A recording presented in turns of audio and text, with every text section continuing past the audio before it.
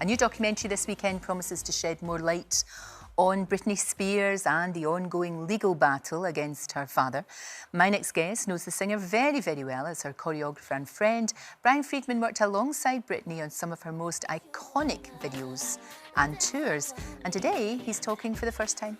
Brian Friedman joins me now from Los Angeles. Brian, it's so good to talk to you this morning. Thank you for doing this. The two of you were incredibly close. I mean, we're talking about going back, must be over 20 years. Definitely. Yeah, we go back to 1999 in the beginning of her career. And so what was she like to work with at that time? I mean, she looks, you both look so happy. What was she like then? Joyful.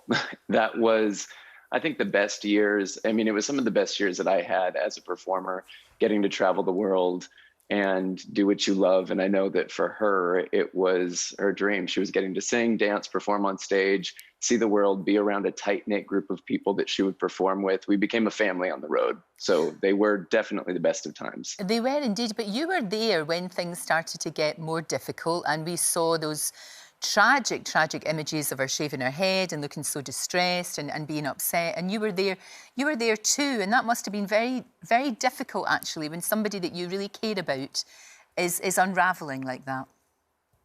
Yeah, it was a very difficult time. It's something, you said it earlier, I've never spoken on this, and I'm still not here to speak about things that really went on then. All I know is that it was a difficult time for her. It was a difficult time for everyone that was around her.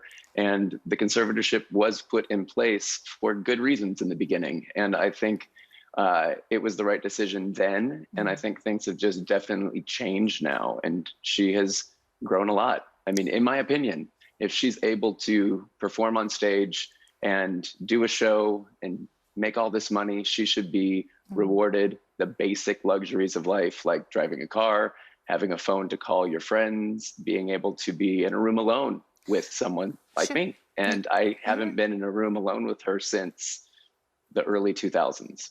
Gosh, and have you tried to make contact? Because that must be quite difficult to actually just get in touch with her. Yeah, it's virtually impossible. And we've worked together since. It's just been a different situation. There's always someone around, and you don't really get to have that intimate, personal friend time like we used to. And she deserves that.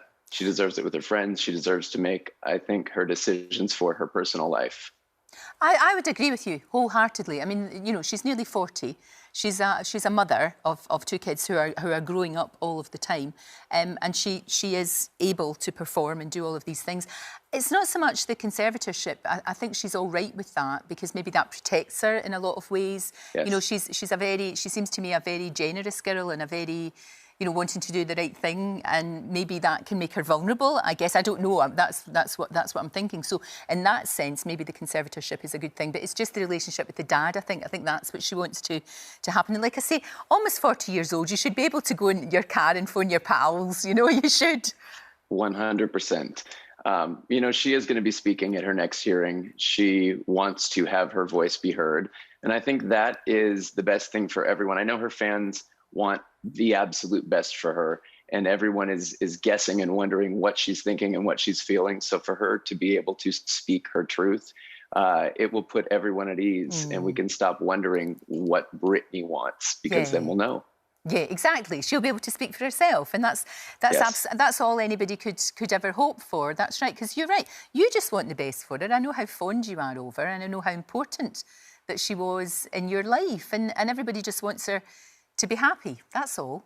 I want to see, for me, I just want to see that sparkle. I want to see the sparkle that she had when we were first working together. And I have missed that sparkle, and I haven't seen that exact glimmer in a very long time. Yeah, I know what you're saying, because you came over here, of course, we know you very well from the X Factor, working there as choreographer and also as a judge too. But when you went back to America to work with Britney, it was almost, I guess, as if the light had gone from her eyes a little bit. You know, that maybe if that's the right way to describe it.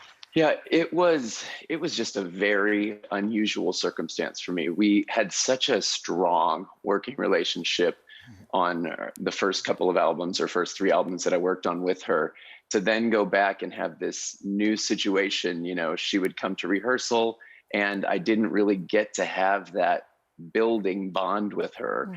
She would come in, we would have our moments together, and then she was taken out of rehearsal. You know, I didn't have direct contact. Phone numbers weren't given at that point. There was just definitely a wall put up, and I don't believe it's a wall that she put up.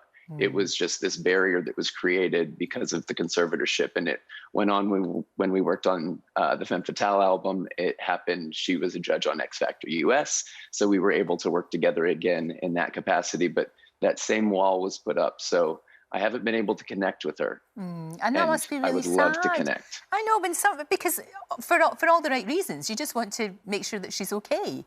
And I know you've tried, and you've tried via Instagram, you've tried via all of these things, and it's yeah, it just seems really sad. And clearly, there wouldn't be all this. If everything was okay, Brian, if everything was fine and she was fine, there wouldn't be all of these court battles. It just wouldn't be happening because there would be no need. No, and being someone who's been so close to her and the whole situation, I've been in this for 20 years now. I didn't even understand the full scope of the conservatorship. I watched the documentary myself and I was hearing things that I hadn't heard before and learning new things from watching that documentary.